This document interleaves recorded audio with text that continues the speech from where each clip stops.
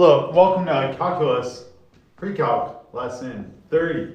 Today we are going to cover two really challenging concepts, so please pay close attention. The first is adding vectors. So the idea is that we're going to take 4 at an angle of 20 degrees.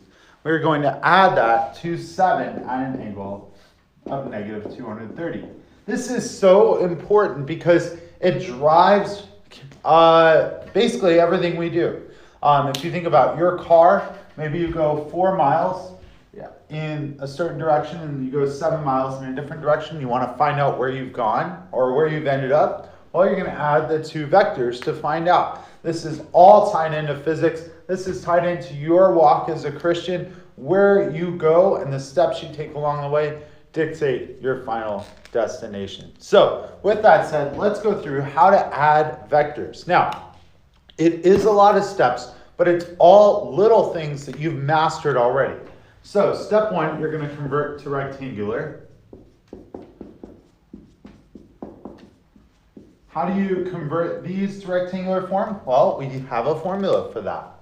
So 4 at an angle of 20 degrees, we use the formula m cosine theta I hat plus m sine theta j hat. In fact, you could program this whole process into your calculator, and I would encourage you to come to student hours and ask how to do that. So you can just have it plugged in and ready to go, so you can at least get this done, but hopefully check your work as well.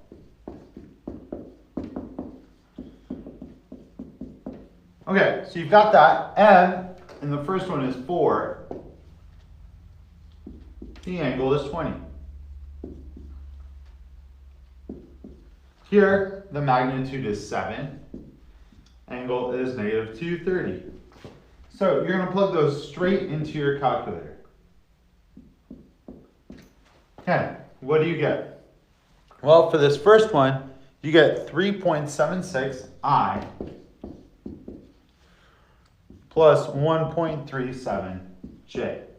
So that is 4 at an angle of 20 degrees.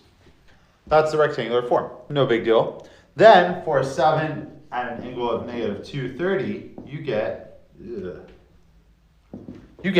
we go, that was an odd sound, 4.50 I hat plus 5.36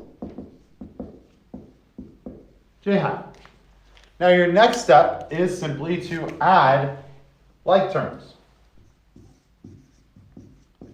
What are our like terms? Well, all the ones with the I hats will add.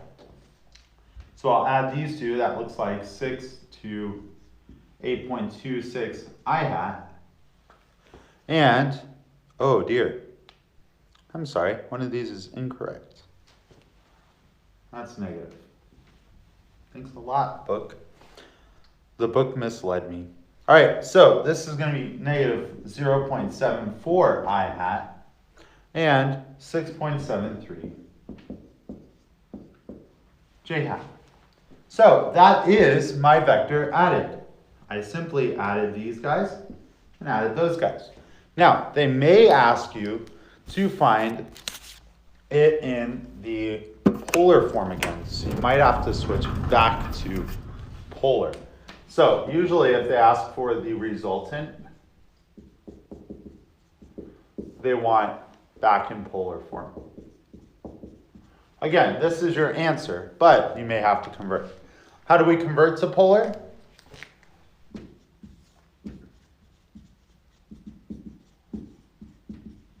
Well, you're going to sketch it, right? This is why we've been practicing this for so long. Negative 0.74 is like there, up 6.73.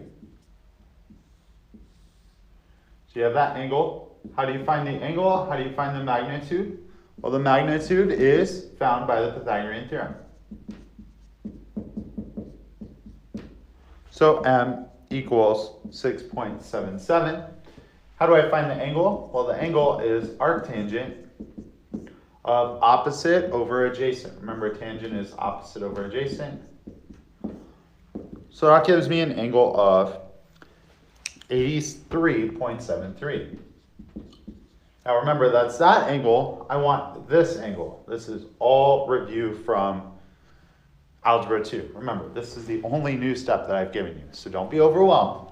You're converting to rectangular, you're adding them, you're converting back to polar. Okay? So what is this angle? Well, it's 180 minus that one, which would be 96.27. So your answer is this magnitude at an angle of 96.27 degrees. Now, there is one more thing they could ask you for, and that is, instead of the resultant, they want the equilibrant. So, if they ask for the resultant, this is your answer. If they ask for the equilibrant,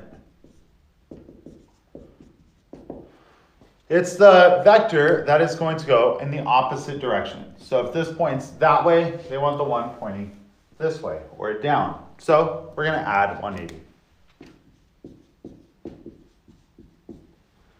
to your angle. So just watch out for that. Now, the second part of our lesson is overlapping triangles. So they are going to give you some proofs now. I'm going to erase my equilibrant. They're going to give you some proofs that involve overlapping triangles. Are we bothered? No. We already know the proofs are challenging problems.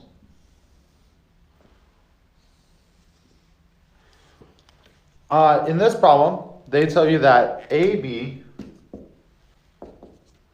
is congruent to CD, and they tell you that BD is congruent to CA. So that means this guy has the same length as this guy. So how do we do the proofs? Well, our first step is to draw out the two triangles.